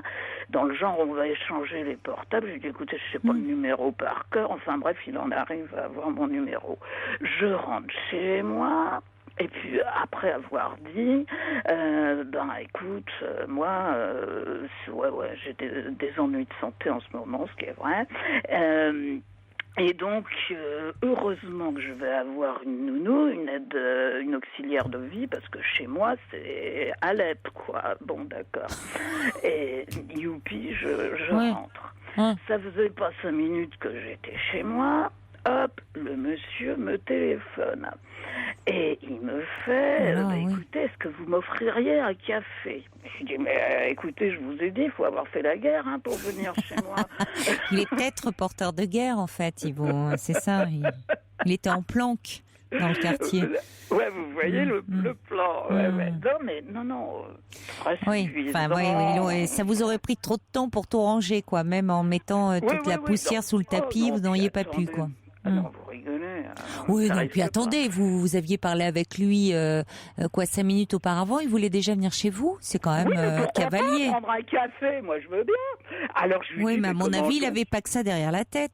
Mais justement, c'était ce que je voulais vous dire. Alors donc le mec, je lui dis, mais sinon un café, il le prend dans la brasserie en bas de chez vous, hein. Enfin, je sais pas, mais voyez. Mais moi j'aime pas le café. Alors et puis c'était l'heure. Oui, mais enfin bon, vous n'êtes pas né de la dernière pluie. Le côté, je viens prendre un dernier verre. Alors je suis un peu conne. Et maintenant c'est le café. Non, je crois pas. Non, pas du tout. Vous avez très bien compris. Non, mais oui, enfin, je vous laisse continuer. Mais voilà, parce que le plan, c'est que je lui dis, eh bien, écoutez, moi je veux bien, mais il faut franchement avoir fait la guerre. Moi, je vous fais un café. De toute façon, là, je donne à manger au chat et tout ça. Youpi. Le mec débarque. Je lui fais le café. Il m'aide un peu pour la logistique. Il voit bien le truc. Mais c'est qu'il m'aurait basculé. Je ne connaissais que son prénom. Donc je lui ai dit, mais moi, ça me ferait très... Enfin, je lui ai dit, écoutez, je serais très, très contente de vous rencontrer plus. Et quoi? Et le type, mais je vous parle d'un monsieur qui avait entre 55 et 60 ans. Ah oui, mais ça, vous savez, il n'y a pas de limite. Mais vous le connaissiez, ce monsieur, ou parce que vous me dites, vous l'avez croisé dans... Est-ce que c'est quelqu'un ou c'était la première fois avec qui vous parliez? Oui. C'était la seconde fois que je le voyais. Oui, c'est quand même très cavalier, moi, je trouve, de sa part de vouloir venir comme ça tout de suite. Pourquoi pas? Pourquoi pas? Dans les faits, oui. Mais... Et puis, on parle un peu plus. Bon, alors, il voit chez moi, il voit que du temps de ma splendeur, j'étais marathonienne, c'est parce que j'ai fait 4 fois New York, et il a vu tous mes diplômes, etc., ce qui l'a complètement scotché. Puis, bon, on a rigolé de ça et tout. Et puis, mais il m'aurait basculé en 3 minutes. Et le type qui me dit que, naturellement, qui m'a trouvé appétissante, ce qui m'a fait plaisir dans la mesure où... C'est le terme qu'il a utilisé. Ah oui, en français, dans le texte. Ça m'a fait... ça m'a fait très plaisir parce que j'avais eu, en effet, un rendez-vous cruel avec ma balance. Et donc...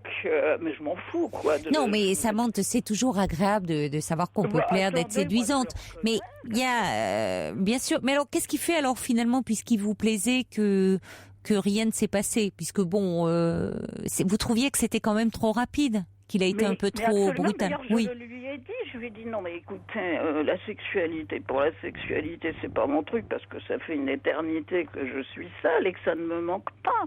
Moi, je suis ouverte à une relation et avec le plus grand plaisir. Bon, et il avait totalement compris que j'avais le handicap et tout ça. Bon, alors, il est parti de chez moi. Vous voyez, il a vraiment fallu que je cadre. Je lui dis, écoutez, non, il n'en est pas question. Mais un monsieur dont je connais le prénom, il me l'aurait fait, vous savez, dans le style 3 minutes douche comprise, quoi. Ah oui, non, mais ça c'est sûr que il n'était pas dans le raffinement, j'ai l'impression. Oui. Mais bon, ça peut avoir du charme parfois, mais enfin là, c'est un peu, c'est un peu brutal. Quand on se connaît un peu quand même. Je suis restée sidérée, d'autant plus que j'avais des photos qu'on voyait chez moi. Mais oui, mais quelle idée de laisser des photos de vous comme ça. Vous voyez dans quel état ça l'a mis, cet homme? Attendez, des photos de moi d'il y a 20 ans. Donc, premièrement, justement. Du marathon de New York. Bah oui, il s'est dit... Deuxièmement, de mes 40 ans. Hyper grand style que j'ai fait Théoritz avec... Oui, mais là, il vous avait bien en face de lui, donc vous lui plaisiez tel que vous êtes. Il faut il faut pas vous faire du mal. Vous lui plaisiez, mais c'est vrai que son désir était un peu, presque un peu trop brutal, quoi. Voilà. Mais c'est ça que il a pas mis les formes, et je trouve qu'on peut mettre les formes parfois, même si ça va très vite entre le moment où on se rapproche de l'autre et où on a une intimité. Parfois, il s'écoule pas beaucoup de jours, mais on met un petit peu les formes quand même. Ça fait partie d'un jeu de séduction. Là, comme vous dites, il dit il m'aurait basculé. Oui, c'est ça. Il vous aurait culbuté un petit café. Ça va. Il y a quand même un peu des limites, voyez. Sinon, j'arrive pas à comprendre parce que. Et après, j'ai revu mon pote brocanteur qui m'a dit, dis donc, qu'est-ce que tu lui plais. Alors, mais comment on peut être bête à ce point? C'est ça, il s'est un peu tiré 2 balles dans le pied quand même. Je trouve que n'importe qui, c'est que on met on y va un peu plus finement. Vous comprenez, c'est du cerveau reptilien, un truc comme ça. Comment? Alors, je me pose la question de savoir. Oui. Est-ce que ça fait très longtemps que j'ai compris qu'on peut pas demander à un homme d'être une femme. D'ailleurs, c'est pas fait pour. Heureusement d'ailleurs, hein. Oui. Voilà. Oui. Mais est-ce que, en fin de compte, ça doit être. Nous sommes avec des voies parallèles à ce point qu'il puisse pas y avoir de rencontre. Parce que, si, regardez, lui, il était prêt à une rencontre. Furtive parfois, mais il peut y avoir des points de rencontre, il peut y avoir, Parce que, je veux dire, d'autant plus à mon âge. Et alors? Mais ça, le désir n'a pas d'âge. Oui, non, mais ça, je suis totalement d'accord. Mais c'est ce qui est le côté piquant de l'affaire, j'ai envie de dire quand même, Catherine. C'est que finalement, vous me parliez, vous sortiez peut-être de l'hôpital un peu, c'est difficile. On vous dit, bon, cette histoire, ce problème ophtalmique qui est quand même difficile. Et là, vous rencontrez cet homme au coin de la rue, c'est l'inconnu au coin de la rue, le désir qui fait éruption dans votre vie. C'est quand même, il y a un côté très agréable par rapport à ce que vous êtes en train de vivre.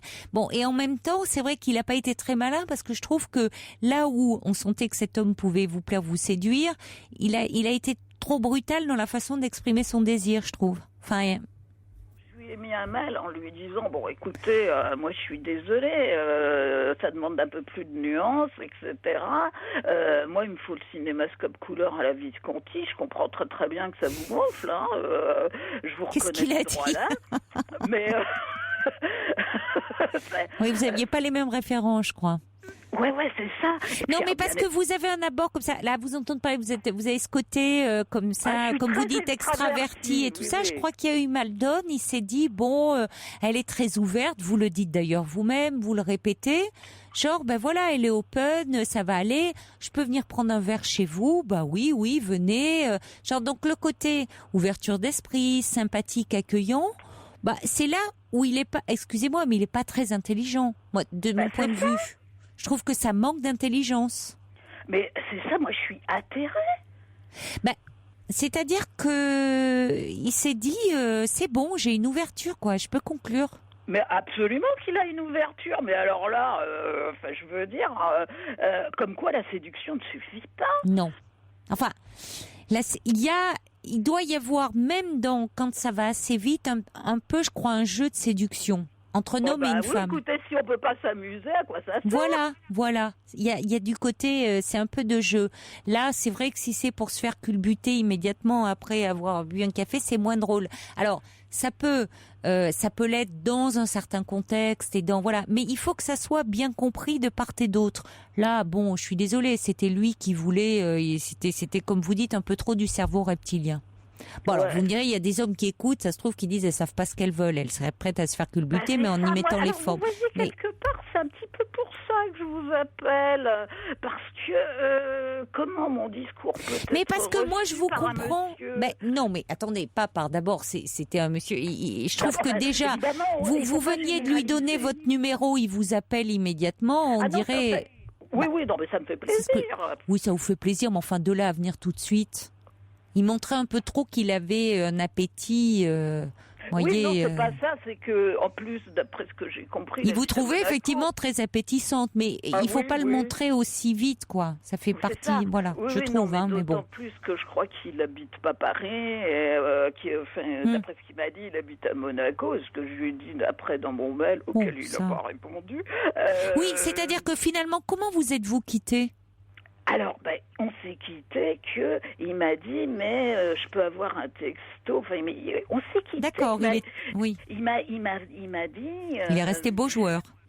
Il est resté très beau joueur. Bon, ça c'est bien. Très envie de quelque part de me revoir. Mais ça, oui. Puisque c'était pas fait. Oui.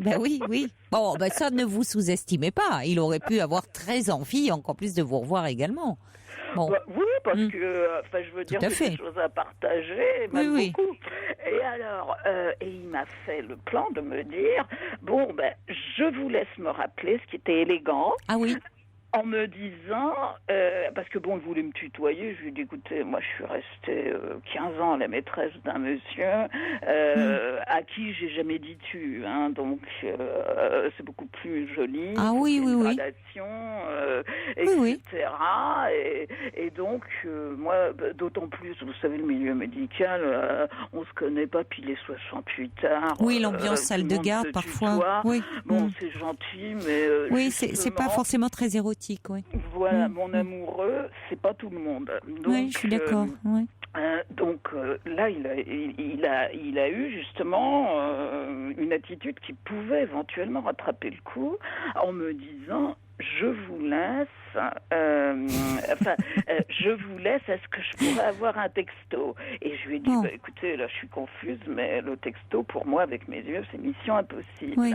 Et je lui ai dit, mais si vous voulez un mail, et donc j'ai eu son adresse mail et je lui ai fait le mail en lui disant ce que je vous ai dit, là, le coup de moi, il me faut le cinémascope couleur à la Visconti. Oui, c'est drôle, c'est drôle. Puis, je lui ai dit, alors le pauvre, je pense que j'aurais pas de réponse à mon mail parce que d'abord il était long, et puis j'ai conclu là, genre, vous savez l'horreur pour lui, que je lui ai dit, mais enfin comment pouvez-vous concevoir une seule seconde de basculer une femme dont vous ne connaissez pas le nom et qui ne connaît pas votre nom non plus, avec qui vous n'avez strictement rien partagé, et tout, dont vous ne savez strictement rien.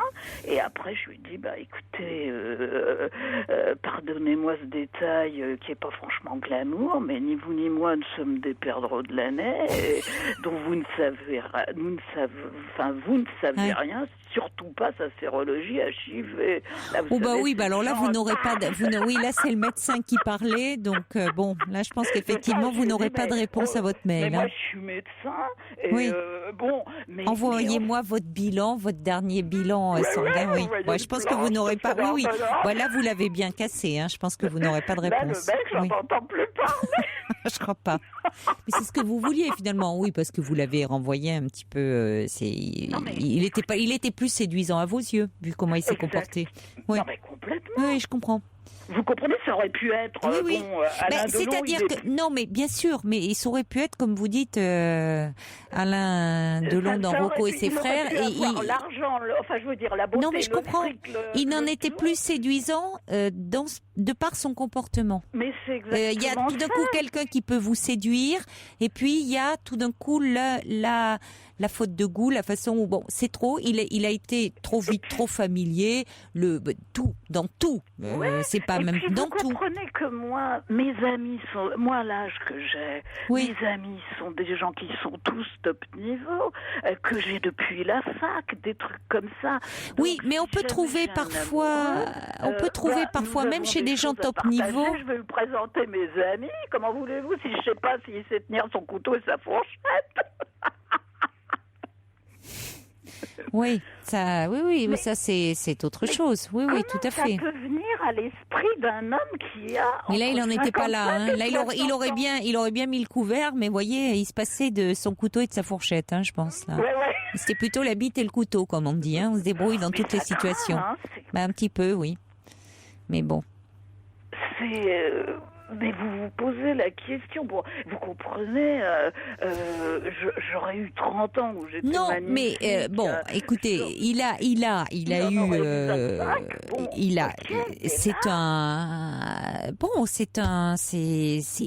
a tenté, et puis voilà. Mais ça veut dire, il y avait quelqu'un qui dit d'ailleurs, il y a des personnes à qui il faut mettre un cadre. Le fait que vous lui ayez laissé votre numéro de téléphone, pour lui, c'était acquis. Bon, je trouve que c'est pas un grand signe de finesse. Alors, il y a des gens qui envoient des messages qui disent, alors il y a Lucie qui vous trouve adorable et qui dit ne changez pas. Quelqu'un qui dit, en même temps, parfois sans tralala, ça peut être top et très excitant. Cathy qui dit, mais enfin, cet homme au départ, vous le trouviez séduisant? Oui, mais peut-être au départ. Et puis, il y a Tigron qui est charmé, qui dit « Oh, quelle superbe langue, façon de parler, il vous trouve drôle, il se régale. » Voilà, et Sergio aussi, il trouve que vous avez un accent comme ça très parisien qui lui plaît beaucoup. Et Gully Girl, ça lui plaît beaucoup, l'expression cerveau reptilien. Voilà. Comment ? Il y a Gully Girl qui aime bien l'expression cerveau reptilien. Bon. Et puis il y a Nathalie qui dit qui vous l'avez fait beaucoup rire avec cette histoire, mais bon, à mon avis, effectivement, je pense que vous n'aurez pas de réponse à votre mail. Non. Si vous aviez vraiment voulu une réponse, je pense que vous êtes suffisamment intelligente pour vous n'auriez pas parlé de sérologie HIV. Il y a Dominique qui dit bien sûr que c'est agréable de se faire courtiser, mais à ce point et de façon aussi rapide, c'était quand même assez grossier. Voilà. Franchement. Oui. Voilà. Ouais. Écoutez. Alors, je peux vous dire, moi, je suis extrêmement bien avec mes chats, d'autant plus que j'ai lavé Obélix le persan, un vrai flocon. Et puis, vos chats, quand même, auraient été très choqués. Vous ne pouviez pas leur offrir quand même ça. Les enfants ? Exactement. Exactement. Il faut d'abord, et puis, coucher les enfants, c'est ça, les chats, le problème, c'est qu'ils sont très en éveil la nuit, donc il faudrait trouver un autre moment. Non, vraiment. Non, mais vous rigolez, en plus, dans ma chambre, je vous raconte pas, vous arrivez, il y a mon lit, et puis il y a 3 paniers de chats, donc genre, il y a du boulot, faut quand même comprendre. Il faut un ami des chats. Enfin oui. Écoutez, ça nous a fait sourire, votre histoire, et puis vous prenez tout ça avec bonne humeur, donc c'est l'essentiel. Et puis c'est toujours agréable quand même de voir que l'on plaît, que l'on inspire le désir, même si on tombe sur quelqu'un, qui va un petit peu de toute façon rapide. J'ai quand même été flattée. Je ne vais pas reconnaître qu'un homme qui me trouve séduisante, moi ça m'a toujours flattée, ça m'a toujours fait plaisir. Marie dit voilà, c'est un chaud lapin, et Michel dit mais alors c'était Louis la Brocante que vous aviez rencontré. Je ne sais pas, j'ai pas la télé. Qui c'est qui Louis la Brocante? Ah c'est un feuilleton avec mais si je le vois en plus, cet acteur il avait joué avec Victor Lanoux, avec dans un film avec Marie-Josée Natt, tout ça. Oui, Victor Lanoux. Voilà. Ah oui. Oui, voilà. D'accord. Oui. Bon. Il y a First Lisa qui dit moi j'adore vraiment merci à Catherine d'avoir appelé. Elle trouve First Lisa que vous avez des expressions à la Arletty. Voyez, vous avez c'est tout Paris. Oui. Et c'est pour ça, c'est vrai, c'est agréable de vous entendre parce qu'il y a toute une atmosphère avec vous. Vraiment, c'est vraiment qui se dégage de votre personnalité, de votre histoire et de la façon très savoureuse dont vous nous en parlez. Donc je vous remercie beaucoup. Non mais écoutez, je trouve que la vie est tellement triste que de toute façon, j'ai décidé que je riais. Et puis comme on ne peut rien faire contre le temps et tout, vous voyez, j'ai une grand-mère qui est morte à 106 ans, eh bien, les rides de « je me marre », elles sont plus jolies que les rides de « je tire la gueule ». Oh, c'est vrai, oui, il y en a où ça s'affaisse là vers le bas, oui, il vaut mieux des petits plis au coin des yeux, c'est plus joli. Vous avez bien raison. Je vous embrasse, Catherine. Merci pour ce excellent moment. Moi aussi. Merci de votre émission et tous les enfants vous embrassent. Une belle caresse à eux. Au revoir. Au revoir, Catherine. Bonsoir, Marie-France. Eh bien, quelle séductrice, ces femmes de 60 ans. Parce que j'en suis. Oui. Ah, d'accord. C'est pour ça que vous dites ça. Mais quand on est une séductrice, on le reste, je crois, toute sa vie. Absolument. Mais oui. Enfin, je vous appelais parce que... Vous avez une belle voix, en tout cas. On enchaîne, là, on passe d'une voix à une autre. Vous avez une belle voix grave. Une voix de fumeuse, malheureusement. Ah, oui, mais ça donne un timbre très particulier. Ah, je vous remercie. Oui. Alors, donc, je vous appelais parce que je pense que comme on dit, les personnes peut-être de moins de 40 ans n'ont pas pu connaître tout cela. Donc je rappelle, j'ai 60 ans et à l'époque c'était une torture le dimanche. C'était au niveau des vêtements. Parce qu'il y avait les fameux habits du dimanche. Oui. D'ailleurs on dit il s'est endimanché, c'est encore quelque chose qui est resté, oui. Oui, exactement. Alors, à chaque saison, sa tenue. Oui. Alors, ça commençait le matin, j'avais les cheveux extrêmement longs. Maman me faisait des anglaises. Alors, à l'époque, il n'y avait pas tous ces produits, vous voyez, pour démêler, etc. Enfin, bon, ça commençait très mal. Ensuite, donc, les habits neufs, les chaussures vernies qui faisaient mal, avec les petites soquettes blanches, enfin bon. Ah oui, la vraie petite fille modèle. Complètement. C'est joli des chaussures vernies, mais c'est vrai que c'est raide. Ça faisait mal.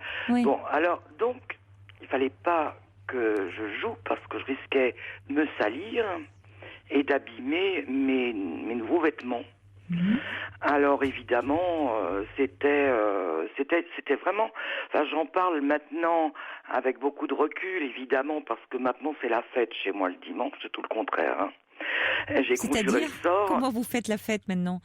Comment je fais la fête? Le dimanche. Parce que beaucoup d'amis ont des souvenirs communs aux miens finalement, et on se réunit les uns les autres. Toutes dépenaillées, c'est ça. Donc il faut venir le plus dépenaillé possible le dimanche. C'est les contractés, c'est les jeans. Bon, jogging j'apprécie un peu moins. Bon, mais enfin, parce que j'ai des restes d'éducation, vous voyez. Non, mais je vous comprends. On finit, moi j'ai une fille qui aujourd'hui a 32 ans, et elle a jamais été habituée à ça, et lorsqu'on en parle, elle me dit, mais je lui dis, parce que je lui racontais quoi, je dis c'était épouvantable, les repas interminables, enfin bon.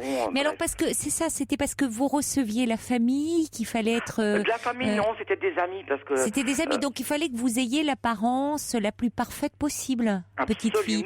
Et vous étiez d'un milieu plutôt bourgeois. Bourgeois, oui. Voilà, d'accord. Oui, parce que je me demandais, ça se fait pas dans tous les milieux. Enfin, quoique le dimanche, on s'habillait quand même, hein.